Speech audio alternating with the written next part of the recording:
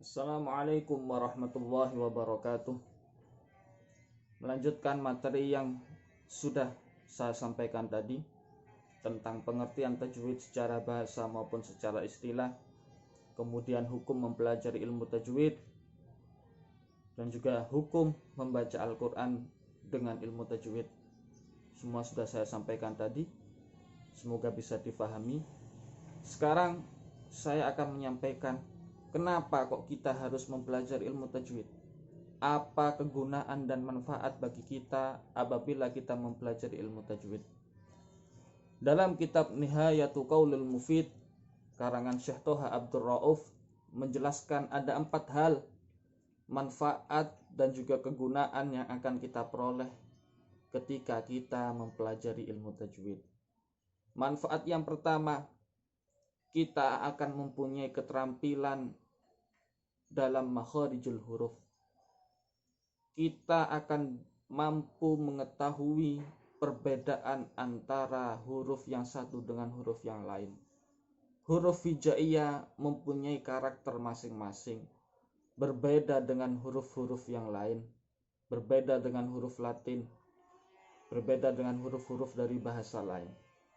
Setiap satu huruf hijaiyah mempunyai karakter, sifat, dan pelafalan yang berbeda dengan yang lain.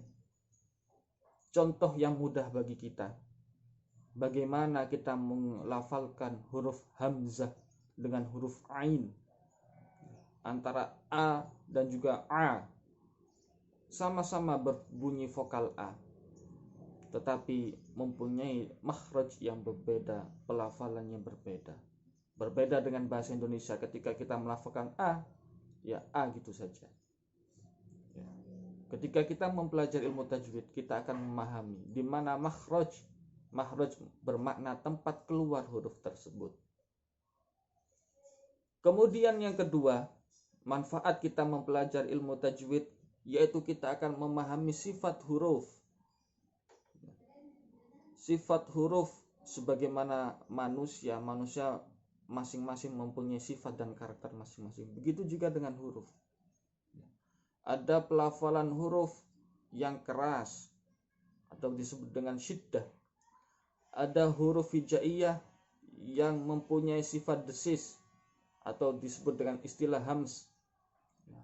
Contoh huruf yang mempunyai sifat desis yaitu huruf sin, shin, sod, sa, ta, dan banyak lagi contoh-contoh yang lain. Selain kita akan mengetahui makhraj, tempat keluarnya huruf, ketika kita belajar ilmu tajwid, kita juga akan mengetahui sifat-sifat daripada masing huruf.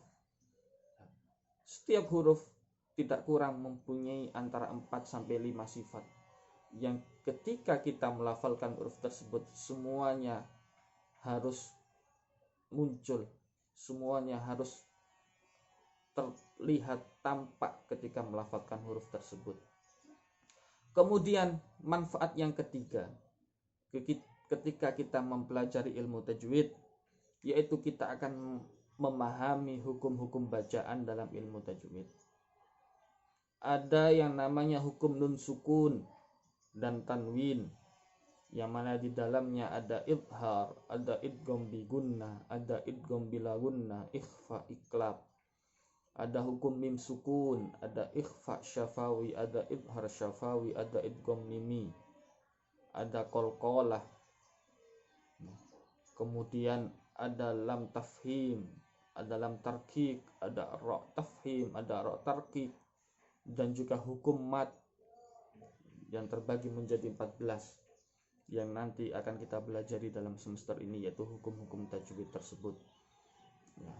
Kapan ada bacaan dibaca jelas, kapan ada bacaan dibaca dengung, kapan ada bacaan dibaca samar, itu semua dipelajari di hukum-hukum bacaan ini. Apabila kita memahami hukum-hukum tersebut, maka kita akan bisa membaca Al-Quran dengan baik, dengan indah, sesuai dengan kaedah, sehingga bacaan Al-Quran kita tidak akan merubah makna, merubah isi dari Al-Quran tersebut. Kemudian yang keempat, yaitu kegunaan daripada kita belajar ilmu tajwid, ya. Lisan kita, lidah kita akan terbiasa membaca Al-Quran sesuai bahasa Arab. Kita sebagai orang Indonesia tentu mempunyai pelafalan, ucapan, tutur kata yang berbeda dengan orang Arab. Ya. Al-Quran oleh Allah diturunkan kepada bangsa Arab dengan bahasa Arab. Tentu bagi orang non-Arab, ya, seharusnya kita membaca Al-Quran sesuai dengan kaidah pemilik bahasanya. Ya. Jadi mau tidak mau, ya, kita harus belajar, ya, makhraj, sifat, hukum bacaan, ya, maupun dialek orang-orang Arab, dialek bahasa Arab, sehingga bacaan Al-Quran kita termasuk kategori bacaan Al-Quran yang fasih. Apabila kita mempelajari ilmu tajwid dengan sungguh-sungguh, kemudian mempraktekkan dalam bacaan Al-Quran kita sehari-hari, kita ulangi terus, kita baca Al-Quran terus, selain sebagai ibadah juga sebagai pelajaran bagi kita untuk melatih lisan kita. Insya Allah kita bisa membaca Al-Quran dengan fasih dan juga benar. Itu 4 manfaat bagi kita ketika kita mau mempelajari ilmu tajwid sebagaimana yang termaktub dalam kitab Nihayatul Qaulil Mufid karya Syekh Toha Abdul Rauf. Selanjutnya sedikit akan saya sampaikan tentang sejak kapan ilmu tajwid itu ada. Secara praktek, ilmu tajwid ada itu sejak Al-Quran diturunkan kepada Nabi Muhammad SAW. Nabi Muhammad dalam membaca Al-Quran sangat fasih, sangat tartil. Rasulullah menyampaikan Al-Quran kepada para sahabat, baik secara lisan, didikte, ya. Karena pada saat itu Al-Quran masih ditulis di kulit, di tulang hewan, di pelepah kurma, ya. Sehingga Rasulullah mengajarkan kepada para sahabat secara lisan. Kemudian semenjak wafatnya Rasulullah, Al-Quran terus diajarkan oleh sahabat sampai kepada turunan-turunannya, sampailah pada kekhalifahan Utsman bin Affan, ya, ketika Al-Quran dibukukan tetapi banyaknya ditemukan kesalahan-kesalahan dalam membaca Al-Quran, sehingga sahabat Utsman bin Affan mengutus salah satu sahabat yang bernama Abu Aswad Ad-Du'ali untuk memberikan tanda baca. Sebagaimana contoh, huruf ba mempunyai titik di bawah, huruf ta mempunyai titik 2 di atas. Itu merupakan inisiatif daripada sahabat yang terkenal, yaitu Abu Aswad Ad-Du'ali. Berkembangnya waktu, ketika Al-Quran semakin tersebar luas di berbagai negara, kesulitan-kesulitan orang-orang yang membaca Al-Quran sehingga memunculkan ilmu baru, yaitu pemberian tanda baca atau yang kita kenal dengan harokat, fathah, kasroh, dhammah, sukun, tasydid. Yang memberikan tanda harokat itu yaitu Khalil ibnu Ahmad al-Farahidi, sekitar pada abad ketiga Hijriyah. Seiring berkembangnya waktu, perkembangan zaman, sehingga ilmu tentang tata cara membaca Al-Quran, hukum-hukum baca Al-Quran sudah mulai dibukukan oleh para ulama. Sehingga banyak ulama yang tertarik mengkaji tentang hukum-hukum bacaan Al-Quran tersebut, sehingga tersebar luas di berbagai negara dan bisa sampai di negeri kita Indonesia. Banyak-banyak kitab tajwid yang bisa kita pelajari, yang ringan-ringan yaitu kitab Hidayatus Sibyan, Tuhfatul Atfal, Ya, kemudian ada Matan Al-Jazari, dan banyak lain kitab tajwid yang lain yang bisa kita nikmati sekarang.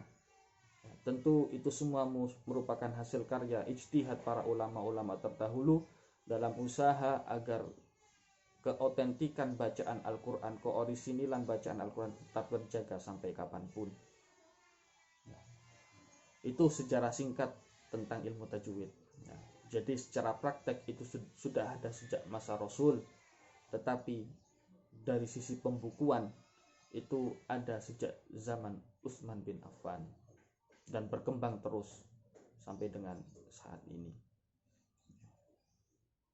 Baik, itu yang bisa saya sampaikan kepada teman-teman kelas qiraah. Kiranya ada hal yang kurang jelas, kurang paham, bisa ditanyakan di grup WA, dan nanti akan saya jawab satu persatu. Kita akan diskusikan di grup WA, dan tolong poin-poin yang penting bisa dicatat. Dan kitab yang akan kita jadikan panduan dalam taklim Al-Quran ini yaitu kitab Tuhfatul Atfal. Saya ulangi, yang akan kita jadikan panduan dalam taklim Al-Quran ini yaitu kitab Tuhfatul Atfal, yang saya kira sangat mudah untuk dicari di toko-toko kitab. Ya, dan nanti saya usahakan akan saya carikan yang versi PDF agar bisa dinikmati oleh teman-teman mahasiswa. Sekian, terima kasih. Mohon maaf apabila ada kesalahan, ada penjelasan maupun ada keterangan yang kurang memahami teman-teman. Bisa kita lanjutkan di forum diskusi. Dan sekali lagi saya mohon maaf belum bisa mendampingi teman-teman untuk taklim pada malam hari ini secara live streaming, karena ada satu hal kegiatan yang tidak bisa saya tinggalkan. Insya Allah di pertemuan yang akan datang kita akan taklim melalui live streaming. Sekian, terima kasih. Akhiran, hadanallahu wa iyyakum ajma'in. Wassalamualaikum warahmatullahi wabarakatuh.